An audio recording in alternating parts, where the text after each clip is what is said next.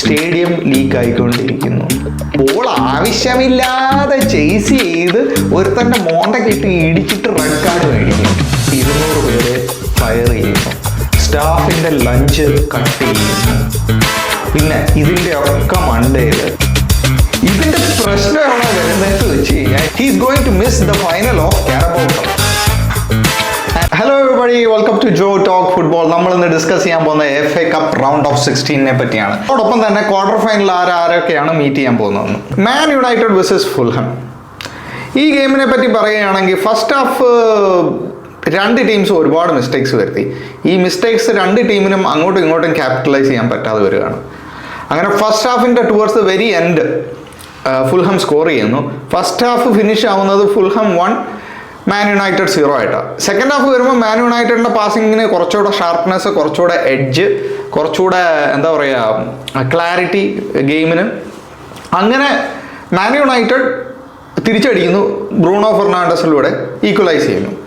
Game അങ്ങനെ equalise ആയി full time ആവുന്നു, എക്സ്ട്രാ ടൈം ആവുന്നു, നേരെ പെനാൽറ്റി ഷൂട്ട് ഔട്ടിലേക്ക് പോകുന്നു. പെനാൽറ്റി ഷൂട്ട് ഔട്ടിൽ ലെനോ 2 സേവ് നടത്തുന്നു ഫുൾഹാമിന് വേണ്ടി. അങ്ങനെ ഫുൾഹാം മാൻ യുണൈറ്റഡിനെ തോപ്പിച്ചിട്ട് ക്വാർട്ടർ ഫൈനൽ സ്ഥാനം ഉറപ്പിക്കുന്നു. മാൻ യുണൈറ്റഡിൻ്റെ ആകെയുള്ള ഒരു പിടിവള്ളിയായിരുന്നു FA കപ്പ്. മാൻ യുണൈറ്റഡിൻ്റെ മാത്രമല്ല, റൂബിൻ അമറമിൻ്റെയും ആകെയുള്ള ഒരു പിടിവള്ളിയായിരുന്നു ഈ FA കപ്പ്. കാരണം FA കപ്പ് ഇല്ലെങ്കിൽ നെക്സ്റ്റ് ഇയർ യൂറോപ്യൻ കോമ്പറ്റീഷൻ ഇല്ല. യൂറോപ്യൻ കോമ്പറ്റീഷൻ ഇല്ലെങ്കിൽ റവന്യൂ കുറഞ്ഞു. റവന്യൂ കുറവാണെങ്കിൽ ഈ പറയുന്ന ഇനിയോസും ഗ്ലേഷ്യേഴ്സും ഒക്കെ ഇൻവെസ്റ്റ് ചെയ്യണ്ടേ പുതിയ പ്ലെയേഴ്സിനെ മേടിക്കാൻ. ഈ ഇൻവെസ്റ്റ്മെൻറ്റിന് ഫോർസിയബിൾ റിട്ടേൺസ് കാണാതെ വരുമ്പോൾ അവർ ഇൻവെസ്റ്റ് ചെയ്യുമോ? ഓൾറെഡി ഇനിയോസിൻ്റെ കയ്യിൽ ക്യാഷ് ഇല്ലെന്നൊക്കെയാണ് പറയുന്നത്. ആണ് ഇപ്പോൾ 15th സ്റ്റേഡിയം ലീക്ക് ആയിക്കൊണ്ടിരിക്കുന്നു. ഫൈനാൻഷ്യൽസ് കുറവ്. അതിൻ്റെ പേരിൽ 200 പേരെ ഫയർ ചെയ്യുന്നു. സ്റ്റാഫിൻ്റെ ലഞ്ച് കട്ട് ചെയ്യുന്നു. പിന്നെ ഇതിൻ്റെ ഒക്കെ മണ്ടയിൽ ടിക്കറ്റിൻ്റെ പ്രൈസും കൂട്ടുന്നു. മലയാളികൾക്ക് തന്നെ കേൾക്കുമ്പം, നമ്മളെപ്പോലുള്ള വ്യൂവേഴ്സിന് തന്നെ കേൾക്കുമ്പോൾ തന്നെ പൊളിയുന്നുണ്ടല്ലേ. അപ്പോൾ ഈ ആഴ്ച സീസൺ ടിക്കറ്റും മേടിച്ച് ആഴ്ച ഈ കളി കാണാൻ പോകുന്ന ഫാൻസിൻ്റെ ആ ദേഷ്യവും ഫ്രസ്ട്രേഷനും സങ്കടവും നിങ്ങളൊന്ന് ആലോചിച്ച് നോക്കിയേ. അടുത്ത സീസൺ എന്തെങ്കിലുമൊക്കെ ചെയ്തേ പറ്റൂ Man United. I don't know what they have to do. They have to do a miracle. They have to be in top 4 minimum. ഒരു കപ്പ്, ഒരു domestic cup. This is bare minimum they have to do next season for their fans. ഇനി നമുക്ക് next ഗെയിമിലേക്ക് വരാം. Next game another crucial game, Newcastle versus Brighton. ന്യൂകാസിലാണ് ആദ്യം goal അടിക്കുന്നത്. ഒരു പെനാൽറ്റി ഷൂട്ട് ഔട്ടിൽ ഈസാക്ക് കൺവേർട്ട് ചെയ്യുന്നു. അത് കഴിഞ്ഞിട്ട് മിൻറ്റെ ബ്രൈറ്റന് വേണ്ടി ഈക്വലൈസ് ചെയ്യുന്നു. മിൻറ്റെ ന്യൂകാസിലിൻ്റെ എക്സ് പ്ലെയറും കൂടെ. അത് കഴിഞ്ഞിട്ട് നടക്കുന്നതാണ് എന്ത് ഈ Antony Gordon, such A great player. ഒരു സ്റ്റുപ്പിഡ് ടാക്കിൾ, ഒരു പഞ്ച് നടത്തുന്നത്, ഈക്വലന്റ് ടു എ പഞ്ച് ഒരു ബ്രൈറ്റൺ പ്ലെയറിൻ്റെ മണ്ടയിൽ. അതും വിസിലൂതി കളി സ്റ്റോപ്പ് ചെയ്ത് കഴിഞ്ഞ് ആ ബോൾ ആവശ്യമില്ലാതെ ചേസ് ചെയ്ത് ഒരുത്തൻ്റെ മോന്തക്കിട്ട് ഇടിച്ചിട്ട് റെഡ് കാർഡ് മേടിക്കുന്നു. ഇതിൻ്റെ പ്രശ്നം എവിടെ വരുന്നതെന്ന് വെച്ച് കഴിഞ്ഞാൽ he's going to miss the final of Carabao cup.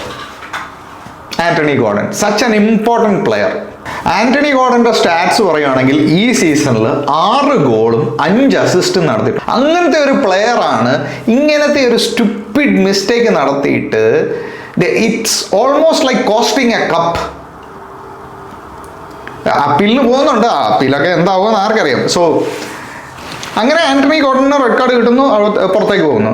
Game 1-1 തന്നെ ഫുൾ ടൈമിൽ തീരുന്നു. ഗെയിം എക്സ്ട്രാ ടൈമിൽ പോകുന്നു. എക്സ്ട്രാ ടൈമിൽ ഡാനി വെൽബെക്ക് ബ്രൈറ്റന് വേണ്ടി ഒരു ലോബ് ഗോൾ അടിക്കുന്നു. ബ്രൈറ്റനെ ക്വാർട്ടർ ഫൈനലിലേക്കുള്ള ടിക്കറ്റ് ഉറപ്പിക്കുന്നു. മാൻ സിറ്റി വേഴ്സസ് പ്ലിമത്ത് നിങ്ങൾക്ക് എല്ലാവർക്കും അറിയാം, ലിവർപൂളിനെ തോപ്പിച്ചിട്ടാണ് പ്രീ ക്വാർട്ടറിലേക്ക് വന്നത്. പക്ഷേ മാൻ സിറ്റിയുടെ സ്ക്വാഡ് ഡെപ്തുമായിട്ട് പ്ലിമത്തിന് പിടിച്ചിരിക്കാൻ പറ്റുന്നില്ല. മാൻ സിറ്റി വളരെ സ്ട്രോങ് ആയിട്ടാണ് ഗെയിം സ്റ്റാർട്ട് ചെയ്തത്. പക്ഷേ സ്ട്രോങ് ആയിട്ട് സ്റ്റാർട്ട് ചെയ്തതെങ്കിലും ഫസ്റ്റ് ഗോൾ അടിക്കുന്നത് പ്ലിമത്താണ്. മാൻ സിറ്റിയുടെ നീക്കോ റൈലി എന്ന് പറയുന്ന അക്കാഡമി പ്ലെയർ 2 ഗോൾ അടിക്കുന്നു. He is the one two watch for the future.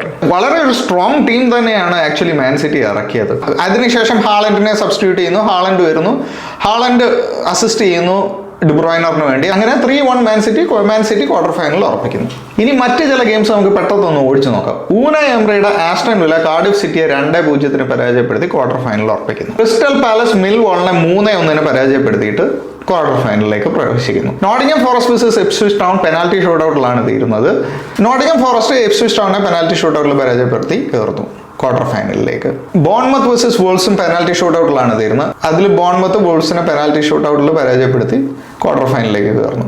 Preston 3-0 ബേൺലിനെ പരാജയപ്പെടുത്തി ക്വാർട്ടർ ഫൈനലിൽ ഉറപ്പിക്കുന്നു. അങ്ങനെ ക്വാർട്ടർ ഫൈനലിൽ ആകെ ഒരൊറ്റ ചാമ്പ്യൻഷിപ്പ് ടീമേ ഉള്ളൂ, അത് പ്രസ്റ്റൺ ആണ്.